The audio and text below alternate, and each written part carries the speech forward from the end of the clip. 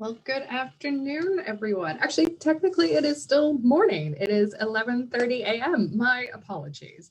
Let's try that again. Good morning, everyone. Thank you so much for joining us today for our March community chat. My name is Bex Hayho. I'm the Executive Director of United to End Homelessness.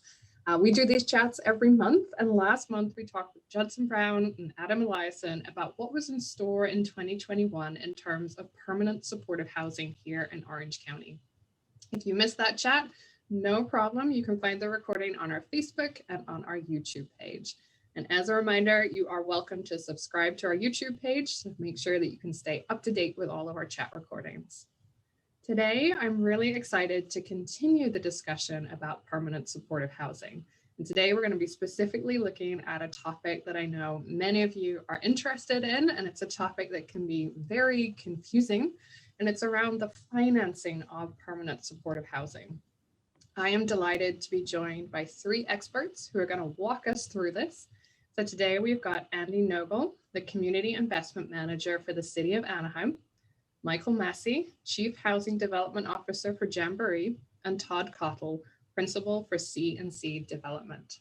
So before we jump into our discussion, I just want to do a quick reminder on what permanent supportive housing is. So permanent supportive housing is a national best practice solution for addressing homelessness for people who've been chronically homeless. So that means that these are people who have a disabling condition and they've been experiencing homelessness for over a year. So this is a housing solution for people who are extremely vulnerable in our community.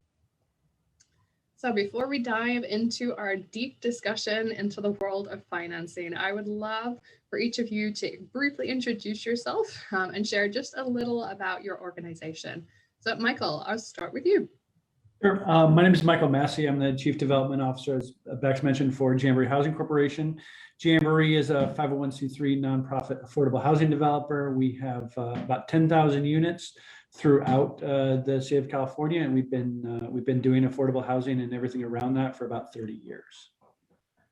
Awesome. Thank you so much, Michael. Todd, I'll come to you next. Good morning. My name is Todd Cottle. I'm with C&C Development. C&C Development's a for-profit developer of affordable housing based in the city of Tustin, and have been working for about the past 20 years to provide affordable housing opportunities for families, for seniors, for permanent supportive housing units, our topic of conversation today. Wonderful. Thank you, Todd. And Andy. Yes, good morning, everyone. My name is Andy Nogal, and I'm the Community Investment Manager for the City of Anaheim's Community and Economic Development Department. I've been with the city for 18 years now, and I've been managing the affordable housing development programs for the City of Anaheim.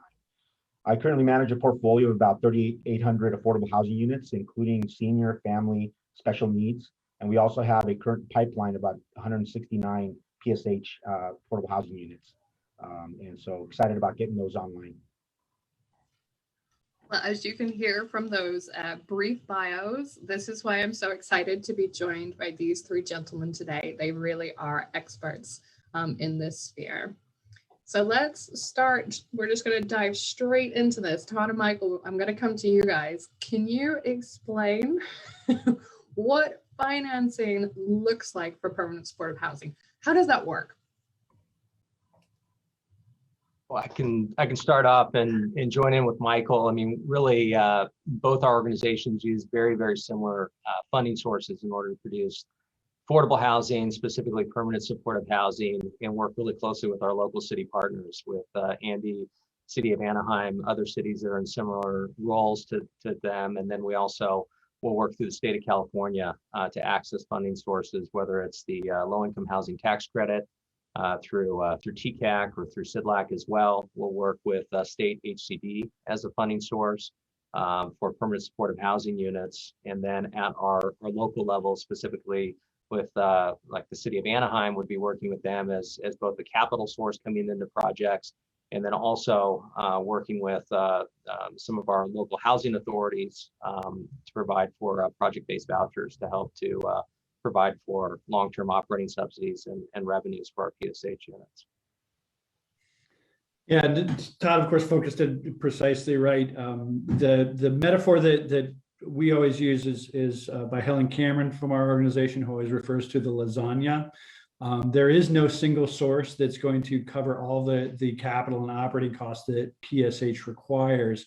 So the trick with any affordable housing deal is making sure that all of the different programs, funding programs, layer together, whether they're public or private, whether they're tax credits or loans, or they come in the realm of vouchers, but more so in PSH because the capital needs are more intensive, and really the operating costs, because of the services needed to serve a special needs population, are expensive. It's that many more levels of funding, sources of funding that we need to bring to bear. So it's making sure all those work together. That's really the kind of key to this.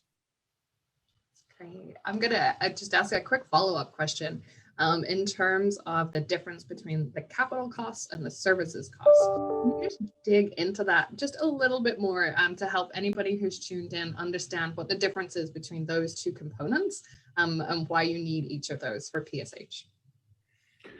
Well, as with any development, real estate is expensive, and when you start talking about buildings, and particularly if you're building to accommodate a special needs population, there are additional needs beyond just the typical apartment development in terms of community space where services can be provided, and occasionally different physical accommodations within the units themselves.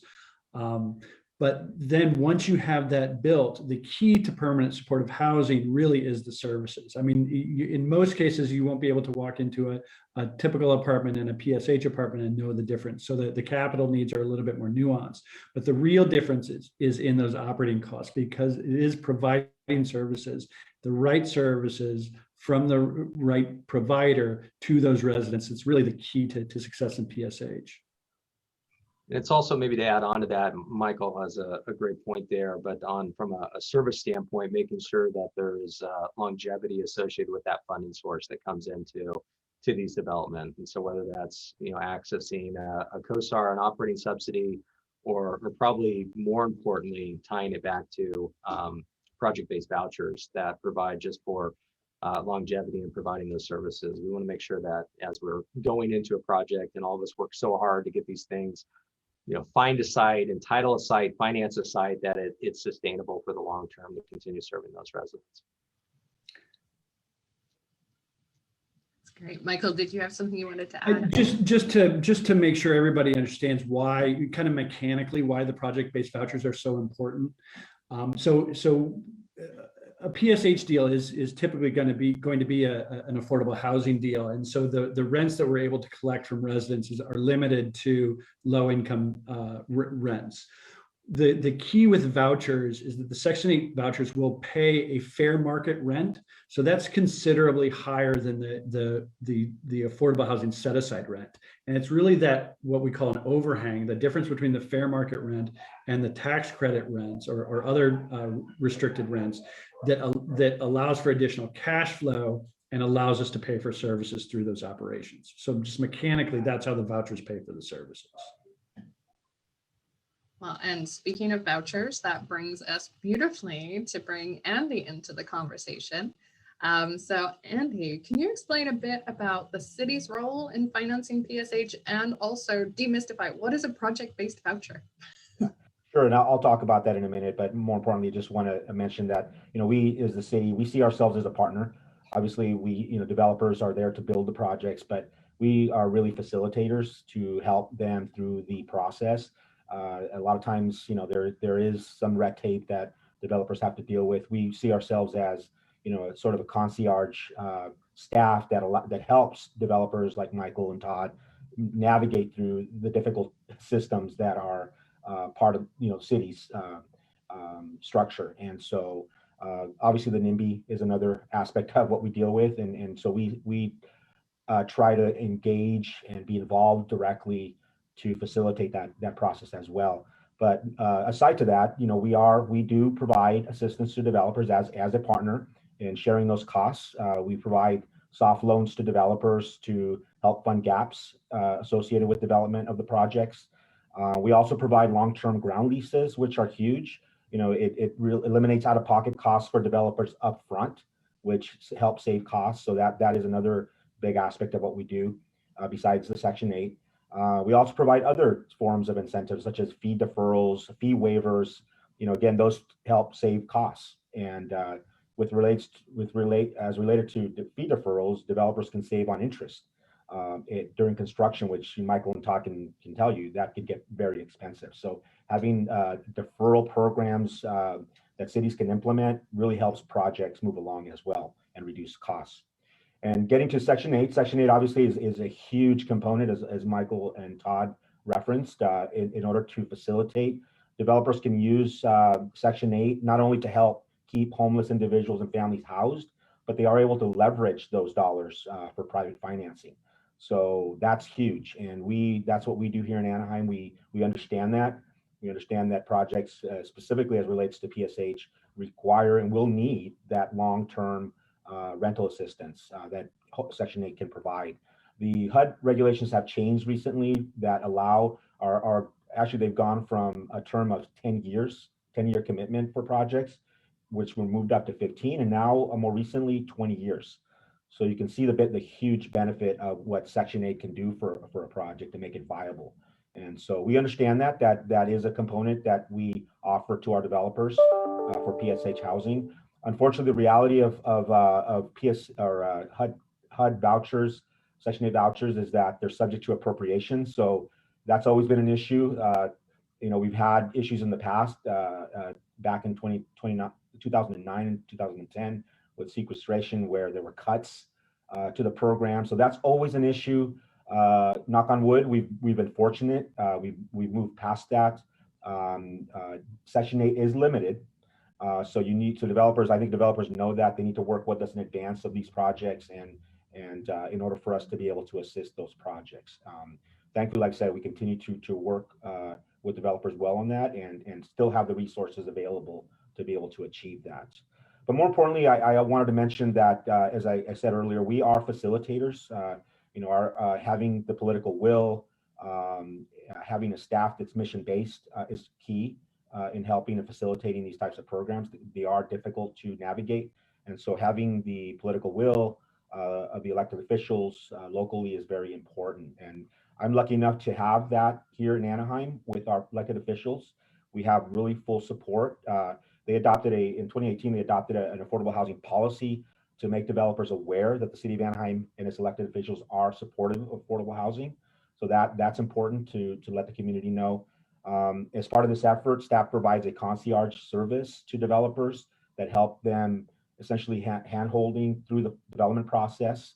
I've developed really good partnerships with other departments, and that's half the battle a lot of times with development, to allow projects to move forward through an expedited review.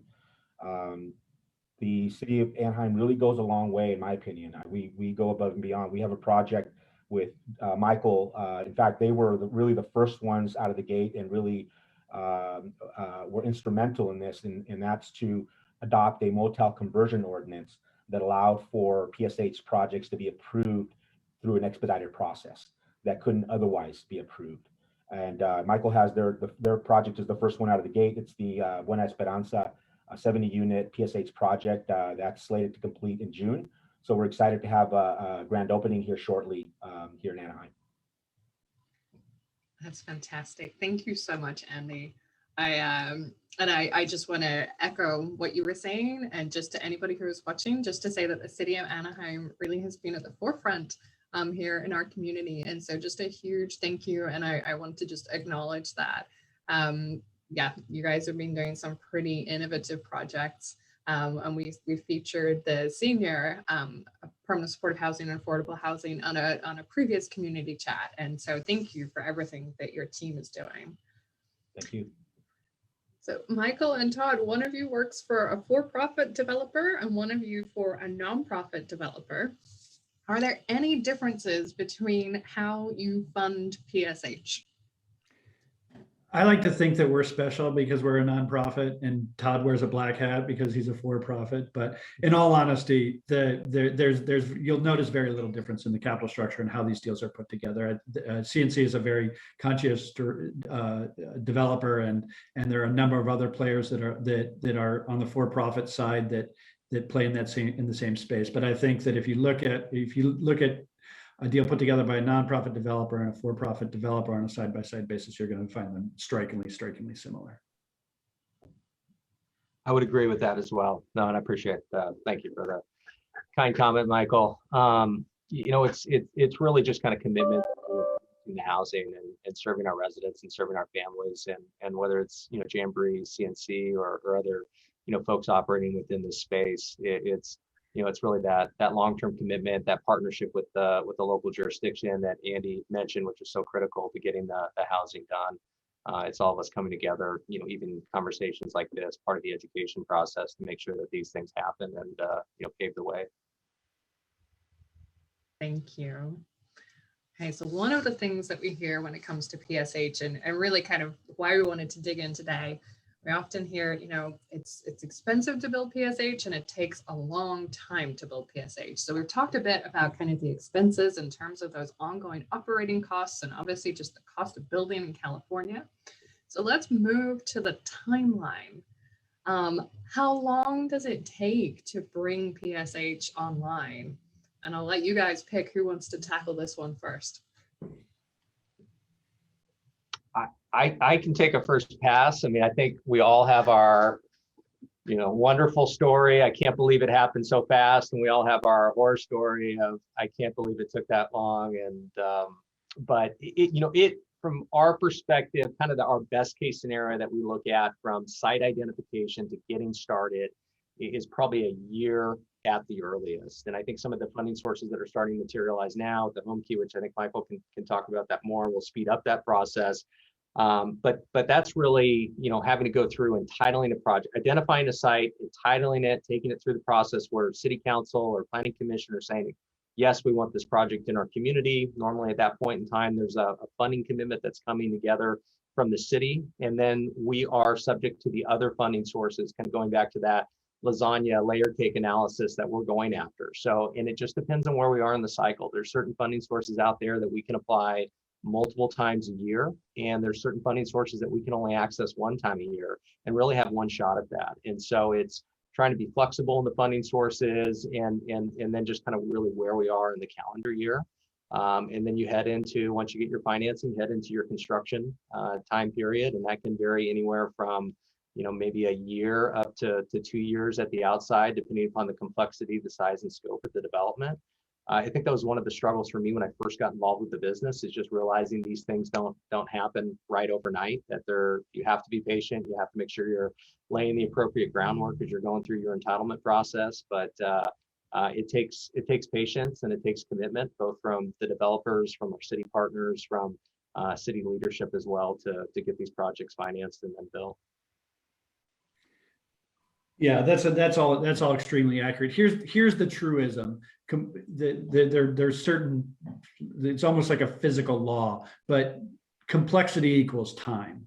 And let's not kid ourselves. These are the most complex real estate transactions that are done on a regular basis.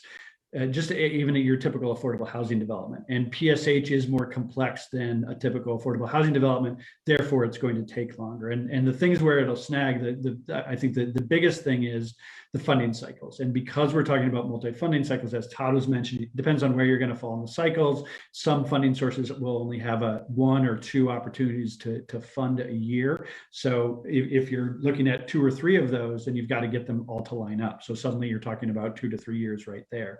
And then the entitlements going along as well. That's why when we're evaluating PSH opportunities, one of the things we look to is the political will within the city, and then also the sophistication level of the staff. Because this is, like I said, an enormously complex transaction, we need help on every side. And Andy describing their staff as concierge, I think is a good shorthand, but really kind of understates the role that the city staff can play in moving these deals forward, and working with the elected officials, and helping to educate the community, which is another thing that is going to take some time. There's always pushback against affordable housing. And again, that's to the nth degree with PSH. There's a lot of education that has to go along with the community. That's something that takes time, and we may not be able to get to the approvals to even apply for the funding until all of that is done. So all of that, along with just the complexity of the real estate itself, is something else we look to. Andy did speak briefly a little bit about our Cottle Lodge project, our Buena Esperanza project in Anaheim, which we saw as a conversion of motels to permanent supportive housing as a way to help shortcut that. As a lot of these funding sources started to appear, rather than going through new construction, we saw that as a quick way to get there. We have found now that we're on our fifth and sixth one of those of motel conversions to PSH, that is kind of true and kind of not true. But because within the city of Anaheim, we had a staff that was willing to literally change the law and write a new ordinance in order for us to get entitled. That's the kind of thing that we're talking about in terms of staff being able to facilitate this kind of development.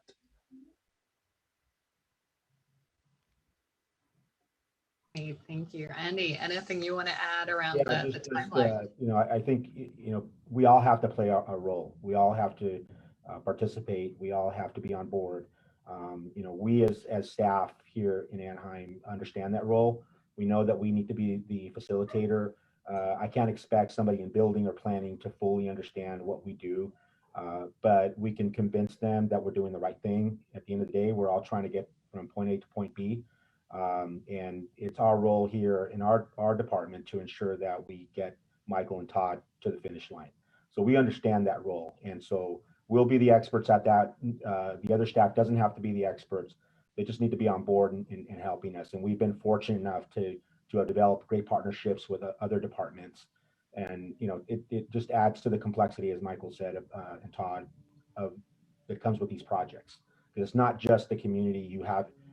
The external customers that you have to worry about, you have the internal customers that you have to worry about, and that's getting everybody on board to facilitate and allowing these projects to move forward through the entitlement process. So that's my job, and I don't mind doing it. I always tell Michael and Todd that that's what we're here for, and we're on board. So I think we've been very successful that way. That's wonderful. I'm gonna piggyback off that. How do we get more cities on board to have PSH?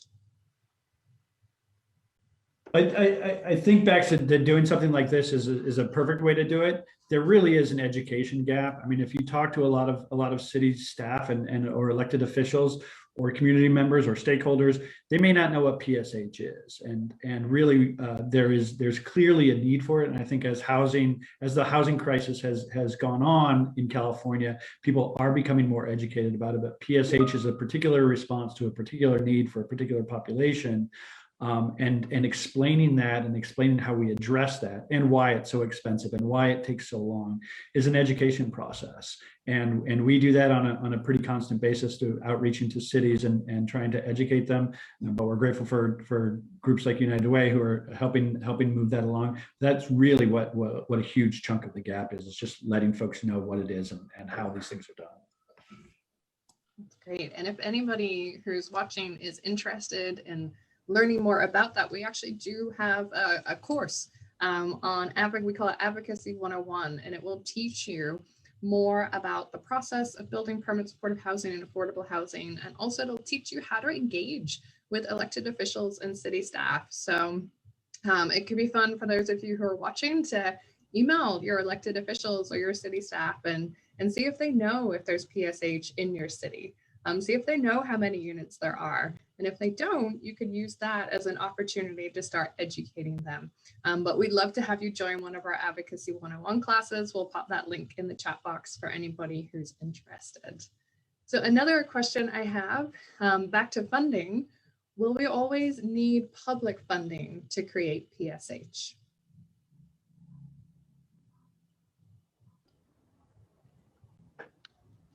I can take that. I would say yes, we will, at least for the foreseeable future.